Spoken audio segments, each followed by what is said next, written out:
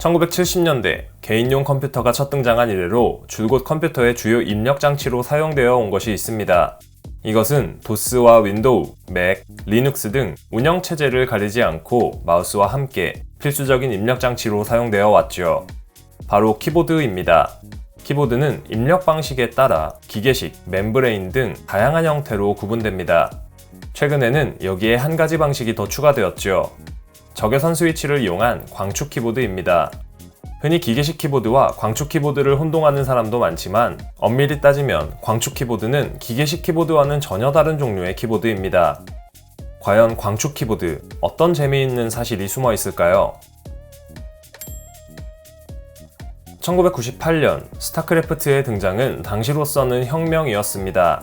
배틀넷이라는 멀티플레이와 빠른 전개감으로 인해 많은 사랑을 받았죠. 이 게임이 사랑받기 시작하면서 PC방이 보급되기 시작합니다. 사실 이때까지만 하더라도 키보드의 중요성이 대두되지 않아 사람들은 키보드의 성능에 민감하지 않았습니다. 이후 2000년대와 2010년대 들어 컴퓨터 성능의 향상과 함께 롤, 배그 같은 게임들이 등장하기 시작했죠. 그리고 이 게임을 즐기기 위해 복잡한 입력을 빠르게 전달하는 기계식 키보드가 대표적인 게이밍 키보드로 자리 잡기 시작합니다. 하지만 기계식 키보드 같은 물리적인 스위치의 수명은 한계가 있고 사용 환경에 따라서 제품의 수명이 변하는 단점이 있었죠. 예를 들어 습한 환경에서 사용하거나 키보드가 오염되면 키보드가 금방 고장나 버리는 것처럼 말입니다. 이런 기계식 키보드의 단점을 보완한 것이 바로 광축 키보드입니다. 광축 스위치는 기계식 키보드에 사용되는 기계식 스위치를 보완한 것인데 물리적인 접점이 없이 빛신호로 입력을 하는 키보드입니다. 얼핏 보면 생긴 것은 그냥 기계식 키보드랑 별 다를 것이 없지만 신호 입력을 할 때 빛을 이용하기 때문에 광축 키보드라고 부르는 것이죠. 그렇다면 광축 키보드의 특징은 무엇일까요? 우선 물리적인 버튼으로 입력 신호를 전달하는 것이 아닌 빛을 이용해 전달하는 형태라서 일반적인 기계식 키보드와 다르게 딜레이가 없습니다. 정확히는 이를 디바운스 딜레이 제로라고 하는데요. 이는 컴퓨터의 언어인 이진법과 유사한 방식이기 때문에 딜레이가 없음을 뜻합니다. 적외선 빛신호를 이용해 입력을 전달하다 보니 게임을 할 때 정확하고 빠른 컨트롤이 가능하다는 것이 가장 큰 특징입니다.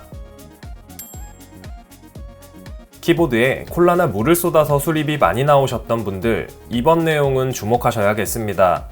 광축 키보드의 두 번째 특징은 바로 강력한 방진방수 기능입니다. 물론 모든 광축 키보드가 그렇진 않지만 대부분의 광축 키보드가 뛰어난 방진방수 성능을 보여줍니다. 이것이 가능한 이유는 키 입력의 원리 때문이죠. 기계식 키보드는 작동 구조상 물이 들어가면 안 됩니다. 기계식의 경우 물리적 접점이 있으므로 물이 들어가면 키를 누르지 않아도 전기가 통하면서 키가 계속 눌리게 됩니다. 하지만 광축 키보드의 경우에는 키가 눌려야 빛이 끊기면서 키 입력이 되는 구조라서 물이 들어가도 고장이 나지 않습니다. 키보드 내부의 기판인 PCB만 신경 쓴다면 말이죠. 그리고 이 중에서도 카일이라는 회사의 광축을 사용한 키보드는 IP68 등급의 완전 방진 방수가 가능하다고 합니다. 광축 스위치의 가장 큰 특징이자 장점은 구조가 간단해서 장고장이 많지 않다는 것입니다. 더군다나 무접점 방식이니 접점부가 고장날 일도 없죠. 보급형 기계식 키보드에서 종종 발생하는 중복 입력, 무한 입력 같은 문제가 광축 키보드에서는 거의 발생하지 않습니다. 가장 고장이 많이 날 수 있는 키 스위치도 내구성이 대폭 향상됐다고 합니다. 제조사들에 의하면 광축 스위치의 내구성은 최대 1억 클릭입니다. 즉 1억 번의 타자를 쳐야 고장이 난다는 것이죠.